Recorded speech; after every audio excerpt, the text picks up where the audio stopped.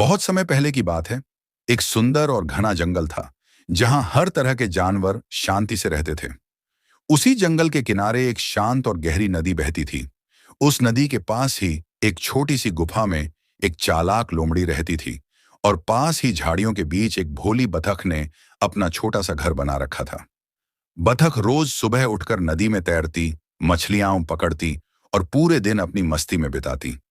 वह सभी जानवरों के साथ मिलजुल कर रहती थी, और उसकी भोली मुस्कान सभी को भाती थी। दूसरी ओर लोमड़ी अकेली रहती थी। वह चालाक थी और अपने फायदे के लिए दूसरों को धोखा देना जानती थी।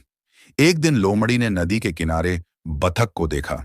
वह अकेली तैर रही थी और आसपास कोई नहीं था। लोमड़ी के मन में एक योजना आई। वह सोचने लगी, यह बतख रोज नदी पार करती है। अगर मैं इसे बहला फुसलाकर अपने पास ले आऊं तो आज का खाना आसानी से मिल जाएगा। वह धीरे धीरे बतख के पास गई और मीठी आवाज में बोली, अरे बतख बहन, क्या तुम रोज यूं ही तैरती रहती हो? नदी पार जाने में तो तुम्हें बहुत समय लग जाता होगा। क्यों ना आज मैं तुम्हारी मदद करूं? बतख थोड़ी चौंकी, लेकिन बोली, कैसी मदद लोमड़ी बहन? लोमड़ी मुस्कुराई और बोली, मैं तुम्हें अपनी पीठ पर बैठाकर नदी पार करवा सकती हूँ। मेरी चाल तेज है और मैं सीधे किनारे तक तैर जाऊंगी। तुम्हारा समय भी बचेगा और तुम थकोगी भी नहीं। भोली बतख ने कभी किसी पर शक करना नहीं सीखा था। वह सोचने लगी कि शायद लोमड़ी सच्ची मदद करना चाहती है। वह मुस्कुराई और बोली, ठीक है लोमड़ी बहन, आज मैं तुम्हारे साथ चलती हूँ। लोमड़ी की चालाक आंखों में चमक आ गई। दोनों नदी के किनारे पहुंचे और बतख लोमड़ी की पीठ पर चढ़ गई। लोमड़ी ने तैरना शुरू किया और धीरे धीरे नदी के बीचों बीच आ गई। पानी गहरा होता जा रहा था और अब किनारा दूर था। अचानक लोमड़ी की आंखों में भूख की चमक आ गई। उसने सोचा, अब यह सही समय है।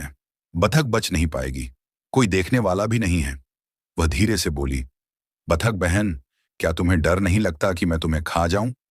बतख चौंकी और घबरा गई। वह समझ गई कि वह बड़ी भूल कर बैठी है, मगर डर की जगह उसकी चतुराई जागी। उसने अपने पंख फड़फड़ाए और बोली, लोमड़ी बहन, अगर तुमने मुझे खा लिया तो हम दोनों ही डूब जाएंगे। मैं तुम्हारे ऊपर बैठी हूं। अगर मैं डगमगाई तो तुम्हारा संतुलन बिगड़ जाएगा। लोमड़ी कुछ पल के लिए सोच में पड़ गई, लेकिन भूख इतनी तेज थी कि उसने उसकी बातों पर ध्यान नहीं दिया।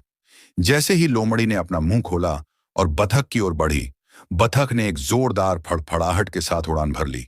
वह पानी से ऊपर उठी और कुछ ही पलों में हवा में उड़ने लगी।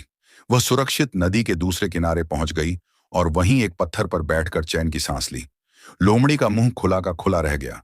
वह गुस्से से तैरकर किनारे पहुंची, लेकिन बतख अब बहुत दूर थी। बतख ने अपने पंखों से पानी झाड़ते हुए सोचा, मैंने आज एक बहुत बड़ा सबक सीखा है। हर मीठी बात करने वाला दोस्त नहीं होता। किसी पर आंख मूंद कर भरोसा करना कभी कभी जानलेवा हो सकता है। उधर लोमड़ी गुफा में वापस चली गई, लेकिन आज उसकी चालाकी उस पर भारी पड़ गई थी। वह सोचने लगी कि जब तक इंसान या जानवर अपने स्वार्थ में अंधे रहेंगे, तब तक उन्हें सच्चा दोस्त कभी नहीं मिलेगा। उस दिन के बाद बतख और सतर्क हो गई। वह हर जानवर से सावधानी से मिलती और अपनी सुरक्षा का ध्यान खुद रखती। और लोमड़ी, वह भी थोड़ी समझदार हो गई। उसने सोचा, हर बार धोखा देना ही समझदारी नहीं होती। कभी कभी दूसरों का विश्वास जीतना भी जरूरी होता है।